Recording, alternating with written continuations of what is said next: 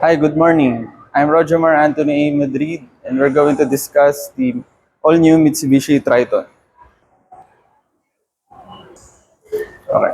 As you can see, we still have the dynamic shield concept fascia for the better aerodynamics and larger radiator front grille for better air intake and um, airflow of our unit. Then we have the positioning lamps, signal lights, multi-reflector halogen headlamps, and the front fog lamps. And then under the hood,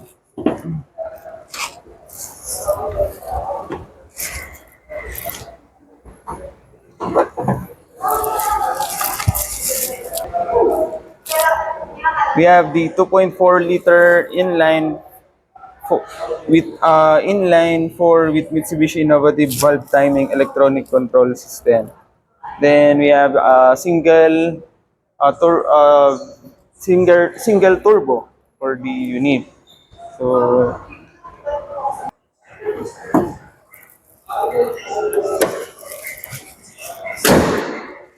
then for the windshield, we still have the laminated windshield, and then door handle grip here.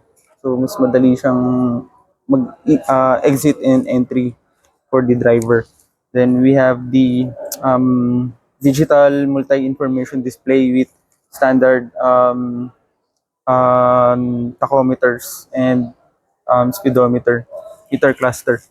Okay. Then we have for the steering wheel we have the tilt and telescopic, so for better adjustment sa pagdadrive. Mas madaling mag-drive. Then we have the left and right spoke for lights and for the windshield washer. Okay. Then on the left side we have the headlamp leveler, and then we have the brightness for the meter cluster. And for the steering wheel, we have the um, cruise control with voice command, and we have the audio control for the monitor, volume, and um, next seeking for pagka maghahanap ka ng or next song, and para sa radio station magna-next ka ng susunod na station naman. Okay? Okay, for our seat, so we have these six-way adjustment. Then slide up and down. And for the para sa sandalan yan. So pwede siya i-tilt. Okay, I recline. Okay. Okay, for the second row, and so we have the child safety lock for if you have children. So don't forget to use this for safety. Then we have the power window. Then binalik kasi ni Mitsubishi yung medyo classy type na door locks. Pero kung mapapansin nyo, cute naman siya. Yan. Okay, then for the second row, meron tayo ditong center armrest for additional armrest. Then para at least kapag nakarelax ka habang nagde-drive. Then we have the USB. Okay. So we have the USB port and Type-C, and the 12-volt socket for additional charging option. Then we have the very stylish second row seats. And kung mapapansin nyo, yan, meron siyang mga curve dito sa para mas safe, mas komportable sa pag-upo. Okay, then we have the 3-point ELR seat belts for safety. Siyempre, dapat gamitin siya. Yan. Okay? For safety na ang iyong sakay. Alright? We have the 228 millimeter ground clearance, kaya nilagyan natin siya ng stepboard for easy in and out, entry and exit sa ating cabin. Then for the fuel tank capacity, we have 75 liters diesel. So diesel po siya. Baka magkamali po tayo ng ano lagay. Diesel po siya. 75 liters sa maximum niyan na fuel capacity. Okay? And for the cargo bed natin, so meron na tayong built-in bed liner. So libre na yan para sa inyo. At the same time, malaki na po yung loob niya. So may lalagay kayo katulad nito, may sample tayo ng mga boxes. Okay, then meron siyang mga hooks dito sa loob para pwede niya itali yung mga cargo niya. Hindi siya basta-basta lilipad or matatanggal dun sa pagkaka-place niya. Okay? Then for the rear, yeah, so we have the rear combination lamps, the brake light, signal lights, and the reverse light. Okay, so may rear bumper din po tayo. And then syempre yung stylish natin na Triton logo. Okay? For additional safety, we have the third brake lamp here. So dito siya nilagay para mas kita siya. Unlike dun sa mga ibang pickup trucks, yung third brake lamp nila is naandun. Nakamount sa may dito, sa ganito nila. Yan. So hindi siya makikita kapag may mga nilagay ng item dito sa likod. Unlike this si Triton, dito siya nilagay, pinlace para mas may additional visibility. Yan.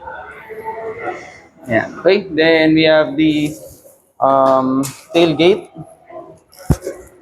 Yan. So napakadali lang niya ibaba at itaas. Okay, then we have the for additional safety ulit, si ating reverse camera, engine lock para dun sa tailgate natin. Okay. Ayan. Okay, so dito naman tayo sa may passenger side. Ayan. So same siya ng function with the driver, so 6-way din. So front, back, then we have the recline ng sandalan. Then, sorry, it's only for 4-way kasi recline lang and slide sa front and back for the passenger side. Okay? Then, we have the 9-inch na 9-inch na phone link display. So, capable na siya ng Apple CarPlay and Android Auto. Then, we have the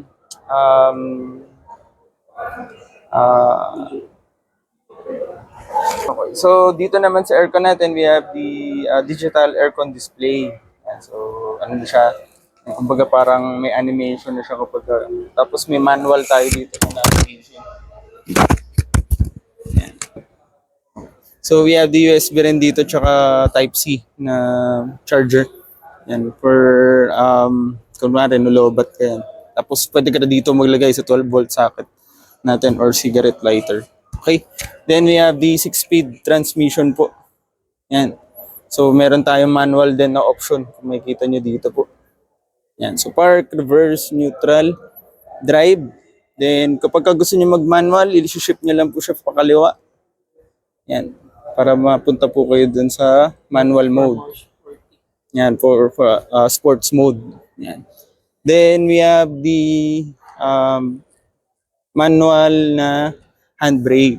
Yan, so standard na manual handbrake natin. The conventional. Then the center armrest console for additional na luggage. Then we have the glove box. Yan. Plus the auxiliary na box niya dito sa may taas. Yan. Okay? Then, of course, syempre, for additional safety na naman, we have the SRS airbags. Yan. Three-stage, 3 airbags. Yan. So, we have the driver, then yung sa ni airbag, and then for the passenger. Then, we have the, syempre, sa airbag cut-off switch natin dito. So, may option tayo para kung gusto natin i-cut off yung ating airbag. So, pinaka-main purpose niya is para, kunwari, may mga elderly or child tayo nakasama, pwede nyo siyang i-off para hindi gumana yung airbag. Yan. Okay? So, ayun. Ba, wala na. So, thank you for watching my demonstration. Then, kung ano sir, pwede rin natin, sir ma'am, pwede rin natin mat-try para at least ma-maximize po natin yung experience with the Triton. Meron po kami available na test drive. Okay, so then thank you and we will going to wrap it up na. If you have questions and suggestion po, so you can comment po sa ating video. Thank you.